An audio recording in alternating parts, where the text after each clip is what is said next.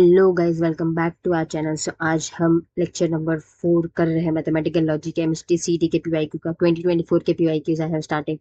इसके बाद 25 के भी आएंगे, 23, 2022 एंड ऐसे ही हम कंटिन्यू करेंगे। सिर्फ मैथमेटिकल लॉजिक के नहीं, हम और भी चैप्टर्स के एक्सप्लेनेशन वीडियो शॉर्ट और क्लिप्स जैसे मैंने पहले अपलोड किए वो भी जाके आप देख सकते हैं फॉर एक्सप्लेनेशन पर्पज। शॉर्टकट्स भी मैंने बताए एंड हम लोग क्वेश्चन के साथ भी शॉर्टकट्स स्टार्ट करने वाले। सो till that time, please subscribe our channel, hit the bell icon, do comment. Let's begin with today's next session. Read the question. If P implies negation of P or negation of Q is false, then the truth values of P and Q are respectively. इसका simple way है solve करने का, जैसे हमने आगे के questions भी किए देखे रहेंगे तो you will be getting easily. तो P implies negation of P और negation of Q जो कि हमारा इक्विवेलेंट है फॉल्स के, राइट। सो इसका बेसिक मीनिंग है, हमारा ये ए पार्ट है, A part implies B part is equals to false. तो इसमें हमारा अगर जो हमें ये फॉल्स लाना होगा, राइट, तो इसे फॉल्स लाने के लिए हमें पी तो मिल गया, पी हमारा आएगा ट्रू, क्योंकि ये ट्रू इम्प्लाइज फॉल्स रहेगा तभी यहाँ पे फॉल्स आता है, राइट। तो वी गेट इट। अब हमारे पास है ये जो नेगेशन ऑफ पी और नेगेशन ऑफ क्यू, सिंपल। हमारे पास टी है तो इसका नेगेशन ऑफ एफ और नेगेशन ऑफ एफ करेंगे, राइट। नेगेशन लगाएंगे फॉल्स को, सो ट्रू और ट्रू, तो हमें आंसर मिलेगा ट्रू। तो इसी के साथ हमें पता चल जाता है कि जैसे कि हमारा यहाँ पे ट्रू इम्प्लाइज फॉल्स तभी ही फॉल्स होता है इम्प्लीकेशन में। So will get value P is equivalent to true, Q is equivalent to true. तो इसी के साथ हमें पता चल गया। So option number C is the perfect match for this question. Next question पे जाते हैं हम। Let us solve this question. In the statements P, Q, and R have the truth values F, T, F respectively, then the truth values of statement patterns P and Q implies negation of Q implies R and P और R implies R respectively. Okay, so इसे solve करते हैं हम लोग। हमारे पास जो given दिया है हम पहले वो लिखते हैं, P is equivalent to false, Q is equivalent to true and R is equivalent to false। तो हमें इसको स्टेप बाय स्टेप पूरे को इवेल्युएट करना। Let us do it. So ये हमारा जो ये वाला पार्ट है, P and negation of Q implies R, इसको हम लोग करते हैं। इसमें पहले हम लोग नेगेशन ऑफ Q निकालते हैं, तो नेगेशन ऑफ Q हमारा होगा नेगेशन ऑफ T का, विच इज फॉल्स। तो यहाँ पे हम डालेंगे false and false is equivalent to false. तो जैसे कि हमारे पास है R की वैल्यू, तो false implies false is equivalent to true. हमारे पास इसका रिजल्ट आ गया ट्रू, फर्स्ट वाला, राइट। अब सेकेंड वाला सॉल्व करते हैं।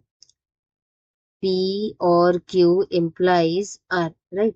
तो यहाँ पे फॉल्स और ट्रू इम्प्लाइज R की वैल्यू हमारे पास आई है जो कि है फॉल्स। तो ये फॉल्स और फॉल्स हुआ ट्रू इम्प्लाइज फॉल्स, तो true implies false is equal to false, तो इसकी वैल्यू हमें फॉल्स मिली। तो ये हमारा, इसमें हम मैच करेंगे option. So second B option हमारा परफेक्टली मैच हो रहा है। आई होप समझ में आया रहेगा इजीली एंड अंडरस्टैंडेबल वे में कि कैसे सॉल्व किया जाता है। नेक्स्ट क्वेश्चन पे जाते हैं।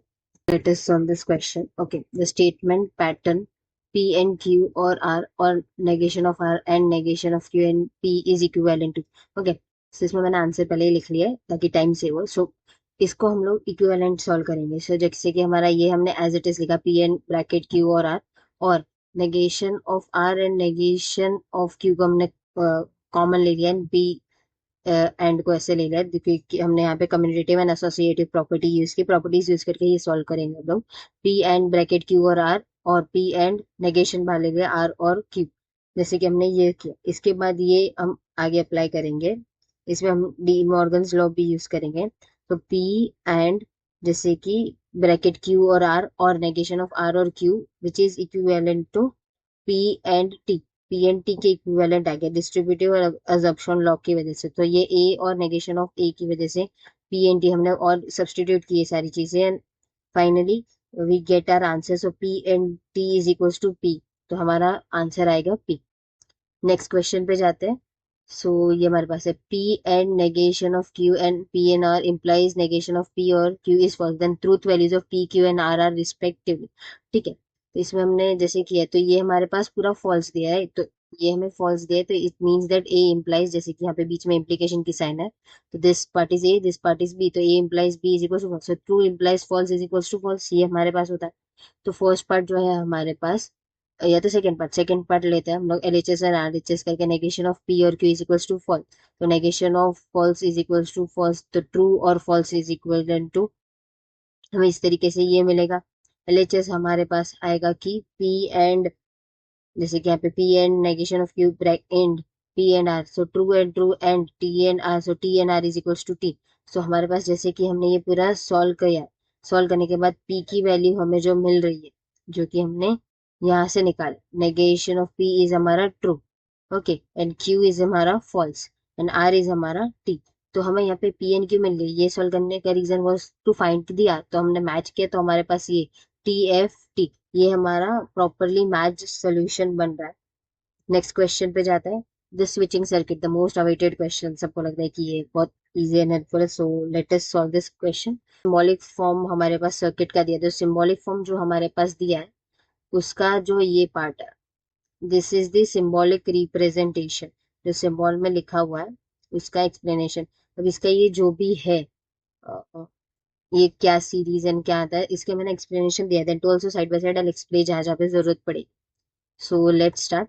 सो जैसे कि हमारे पास है P एंड ब्रैकेट Q और R, ब्रैकेट क्लोज बोथ, और negation of R and negation of Q and P, ये हमारा इस तरीके से है। तो हम इसको सिंप्लीफाई करेंगे। जैसे सिंप्लीफाई में होगा P एंड Q और R ब्रैकेट क्लोज, और negation of R and negation of Q bracket close and P। तो ये हमारा हमने क्या यूज किया, हमने डी मॉर्गन लॉ यहाँ पे यूज किया है। अब हम कम्यूटेटिव लॉ यूज करेंगे। I'm saying it, not writing if space with permits, then I write commutative I'm writing.